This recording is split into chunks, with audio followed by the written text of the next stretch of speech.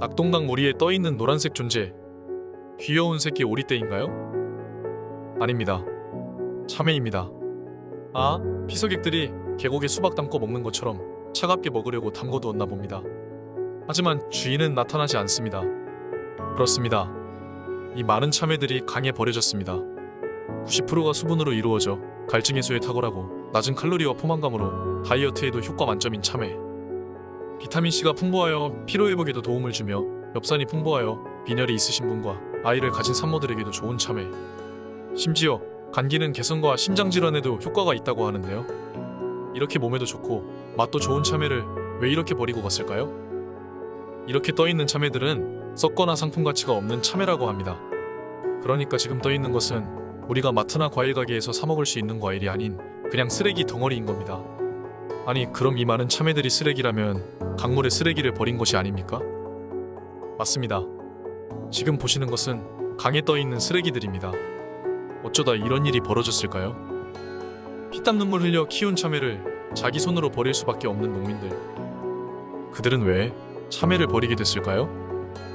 농민들도 처음 농사를 시작할 때는 얼마나 희망이 차 있었을까요?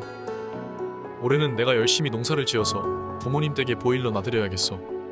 올해는 농사가 대박나서 꼭 우리 자식들 용돈도 주고 그래야겠어. 이런 마음으로 손과 발이 부르트고 햇빛에 온몸이 그을려가며 일했을 겁니다. 자연의 섭리를 지키며 나의 할 일을 하며 살았을 뿐인데 이게 무슨 일입니까? 참외가 밭에서 다 썩어버린 겁니다. 하루아침에 썩은 참외를 키운 농부가 돼버린 겁니다. 얼마나 억장이 무너지겠습니까? 썩은 참외를 어디다 쓸 수 있을까요? 사람들에게 팔 수도 없고 처리하지 않으면 당장 새로운 농사를 짓지 못하니 이야말로 진퇴양난입니다. 하지만 그들도 살아야겠지요. 처자식 부모님들 돌보려면 돈이 많이 듭니다.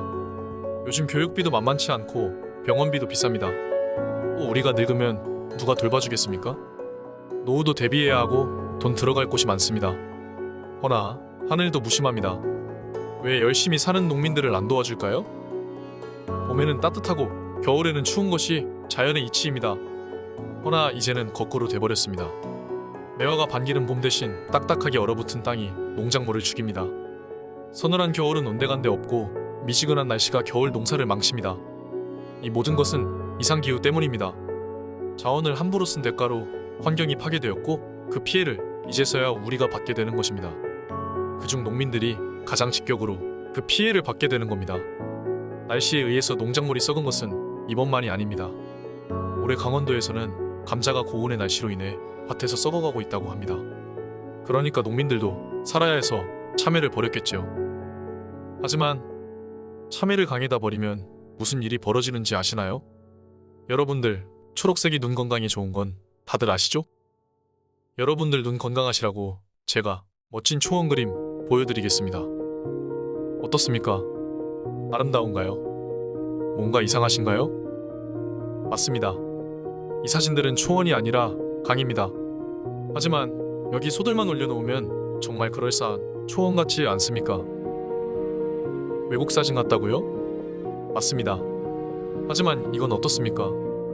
여긴 한국의 강입니다. 왜 이렇게 초록색일까요? 정말 녹차맛 아이스크림 같지 않습니까? 안타깝지만 이런 물을 마시면 큰일 난다고 합니다. 이렇게 초록색 때가 끼는 현상을 흔히 알고 있는 녹조 현상이라고 합니다. 하지만 이상하게 녹조 현상에 대해서 TV나 미디어에서 많이 다루지는 않는 것 같습니다. 녹조 현상이 우리랑 무슨 상관일까요? 녹조로 오염된 강에도 사는 생물들이 있겠지요. 하지만 그 생물들은 우리가 원하는 생물이 아닙니다. 녹조가 낀 강은 쉽게 오염이 되고 깔따구 등이 번식한다고 합니다. 깔따구가 살려면 물이 4급수가 되어야 합니다. 1급수가 가장 깨끗한 물이고 4급수는 아무 물고기가 살 수 없습니다. 그럼 강에 살았던 물고기들은 어떻게 될까요? 네, 맞습니다. 죽습니다. 떼죽음 당한 물고기들을 보십시오. 하등한 생물들은 인간 욕심의 희생양이 돼도 괜찮을까요? 우리 모두 공존하는 세상이면 얼마나 좋을까요? 녹조는 강에 사는 생명만 위협하는 것이 아닙니다. 녹조가 낀 물을 정화시키지 않고 마시거나 녹조가 낀 물에 사는 생물을 섭취하거나 심지어 우리 피부에 녹조가 낀 물이 닿으면 건강에 해가 될 수 있다고 합니다. 녹조는 독성분을 분출한다고 하니 녹조가 낀 강에 가까이 가시지 말기 바랍니다. 하지만 이렇게 우리가 조심한다고 해도 녹조에 노출될 수 있다고 합니다. 농사를 짓기 위한 물에 녹조가 끼어 있으면 농작물 질에 악영향을 준다고 합니다. 무엇보다 조심하셔야 하는 것이 녹조가 낀 물에서 잡은 민물새우, 우렁이 등의 어패류입니다. 녹조의 남세균 독소는 끓여도 분해되지 않는다고 합니다. 녹조를 유발하는 이유는 여러 가지가 있다고 합니다.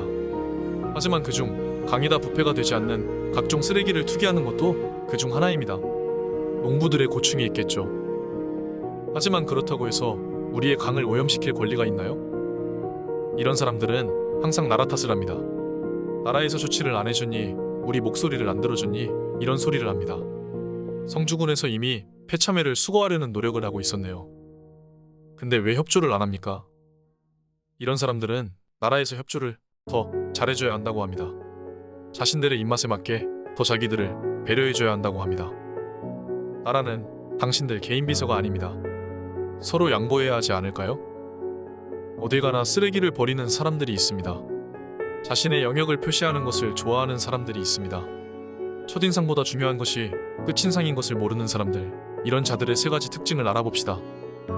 첫째, 자기 시간 아끼는 것은 누구보다 좋아하면서 남들 시간 버리는 것은 신경 안 씁니다. 다른 사람들이 하니까 나도 괜찮다는 마인드를 지니고 살면서 저쪽도 쓰레기를 버렸으니 나도 버린다는 유아기적인 사고를 추구합니다. 저쪽에 쓰레기를 버려도 최소한 나는 버리지 말아야지. 저쪽은 사정이 있어서 바쁜 것 같으니까 내가 대신 치워줘야겠다. 이렇게 생각하는 것이 일반적인 어른들 아닙니까? 하지만 요즘 사람들은 쓰레기를 제대로 버리는 당연한 행위가 자기들 인생에 해를 끼친다고 생각합니다.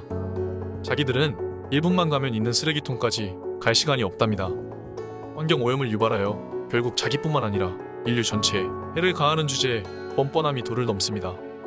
혹여 지나가던 깨어있는 어르신들이 쓰레기를 제대로 버리라고 지적하면 왜 자기한테만 난리냐면서 발끈합니다. 자기한테만 해당하는 이야기가 아니라 성숙한 시민으로서의 당연한 태도를 알려줘도 사춘기를 벗어나지 못한 아이마냥 길길이 날뜁니다. 둘째, 인생에 성취감이 없습니다. 쓰레기를 함부로 버리는 사람은 자신이 사회에 선한 영향을 끼칠 수 있다는 것을 믿지 못합니다. 아무런 유의미한 성취감을 느끼지 못한 생활을 오래 했기 때문에 쓰레기를 버림으로써 자신이 세상에 영향을 끼칠 수 있음을 확인하려고 합니다. 그것이 안 좋은 영향일지라도 말이죠. 야생의 동물들이 영역 표시하듯이 쓰레기를 던져서 자신의 영역을 표시하려고 합니다. 이런 사람들은 자기 집에 누가 쓰레기 버리면 더 화를 내겠죠. 자신의 영역이 침범당했다고 생각할 테니까요. 인간 사회는 힘자랑, 영역 자랑하는 곳이 아닙니다. 그런 곳은 우리는 야생 혹은 짐승의 왕국이라고 부르기로 했습니다. 셋째, 자존감이 낮고 존경받지 못하고 삽니다. 안 보이는 장소에 쓰레기를 버리는 사람들이 있습니다. 특히 화장실에 가면 정말 희한한 쓰레기를 버리는 사람들이 많습니다. 변기통에 휴지 외에 이물질을 넣어서 변기를 의도적으로 막는 사람, 소변기에 휴지를 버리는 사람, 이 사람들이 과연 집에서도 변기에 이런 것들을 넣을까요? 그렇지 않을 겁니다. 그렇다면 왜 굳이 나와서 이런 데다 쓰레기를 버릴까요? 그것은 화장실 청소하시는 분들을 무시하는 철한 사고방식이 박혀있기 때문입니다. 이런 천박한 사고를 하는 사람들이 결국 밖에서도 쓰레기를 버리지 않을까요? 자신들이 존경받지 못하는 생활을 하기 때문에 자신의 환경에 대한 화풀이를 밖에다 하는 것입니다. 자존감이 높고 존경받는 사람들은 쓰레기를 절대 밖에다 버리지 않습니다. 화장실에다가 쓸데없는 것을 버리지 않습니다. 왜냐하면 내가 존중받으려면 존중받을 행동을 해야 한다는 당연한 이치를 이해하고 실천하기 때문입니다. 하지만 우리도 평소에 쓰레기 처리를 잘하고 있는지 확인해 볼 필요가 있지 않을까요? 평소에 여러분들이 쓰레기 분리배출을 잘하고 계신지 알아봅시다. 그래서 제가 깜짝 퀴즈를 준비했습니다. 자, 다음 설명이 맞을까요? 틀릴까요? 계란 큰 거 한 판에는 계란이 몇 개 들어갈까요? 1번 20개, 2번 30개. 네, 정답은 30개입니다. 자, 그러면 계란이 담겨있던 이 딱딱한 계란판은 분리수거가 될까요? 안 될까요? 네, 정답은 분리수거가 된다 입니다. 계란판은 재질이 종이이기 때문에 종이로 분리배출하시면 됩니다.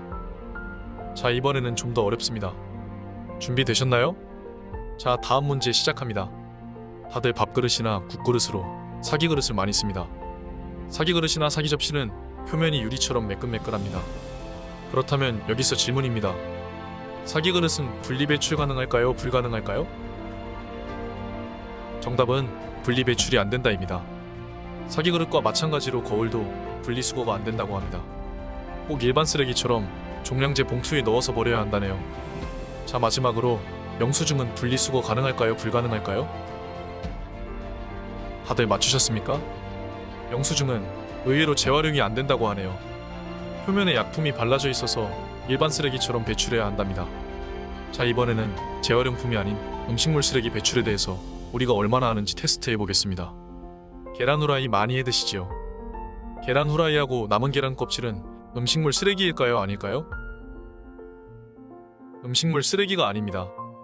일반 쓰레기로 버리셔야 합니다.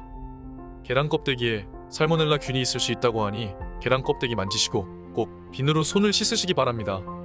자, 마지막 문제입니다. 치킨이나 삼계탕 먹고 남은 닭뼈는 음식물 쓰레기일까요? 아닐까요? 닭뼈는 음식물 쓰레기가 아닙니다. 음식물 쓰레기는 동물의 사료나 농사의 비료로 가공될 수 있는 것들이 음식물 쓰레기입니다. 동물이나 식물에게 쓸데가 없는 찌꺼기 등은 일반 쓰레기로 꼭 배출합시다. 자, 이렇게 다양한 쓰레기들이 재활용될 수 있다는 것을 저와 함께 배워봤습니다. 하지만 절대로 재활용이 안 되는 쓰레기가 또 있다는 것을 아십니까? 그것은 바로 강의 참외를 버리는 사람들의 썩은 양심입니다. 썩은 양심은 쓸데가 전혀 없습니다. 쓰레기 함부로 버리지 마십시다. 나는 상관없겠지 하는 생각이 사회를 좀먹고 있는 겁니다. 여러분 모두 상관 있습니다.